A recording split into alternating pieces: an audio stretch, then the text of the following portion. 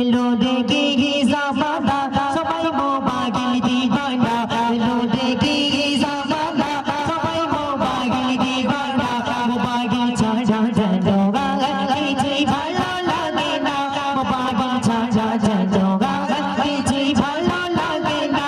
এলো দেখে জামানা, এলো দেখে জামানা সবাই মোবাইল দিবানা, এলো দেখে জামানা সবাই মোবাইল দিবানা, মোবাইল ছাড়া যেন কিছুই ভালো লাগে না, মোবাইল ছাড়া যেন কিছুই ভালো লাগে না।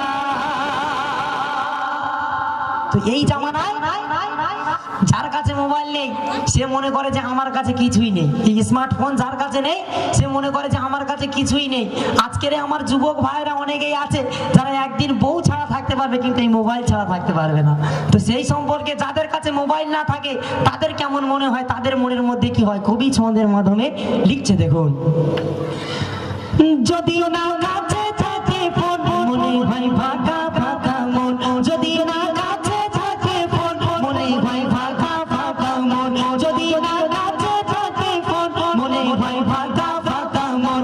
সকলের চাহিদা মেটাই, সকলের চাহিদা মেটাই, ফোন ছাড়া চলা যাবে না, সকলের চাহিদা মেটাই, সকলের চাহিদা মেটাই, ফোন ছাড়া চলা যাবে না, মোবাইল ছাড়া যেন কিছুই ভালো লাগে না, মোবাইল ছাড়া যেন কিছুই ভালো লাগে না।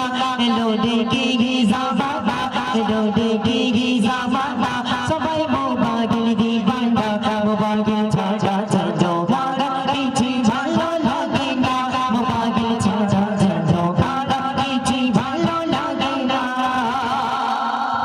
তো আজকে রে আমাদের বাড়ির বাচ্চারা কেমন, আমাদের বাড়ির বাচ্চারা তারা এই মোবাইল ছাড়া এক মুঠো খেতেও বসবে না গো। আজকের তো আমার বাড়িতে বাচ্চারা এরা খেতে বসবেও হাতে ফোন নিয়ে। আর আমাদের বাড়ির এমন মা বোনেরাও কিছু আছে দেখবেন যে স্বামীর সঙ্গে ঝগড়া করছে, কেউ বলছে না আমার সন্তানের হাতে ফোন না দিলে ভাত খাবে না, আমার একটা সন্তান, সন্তানের হাতে ফোন দিতেই হবে।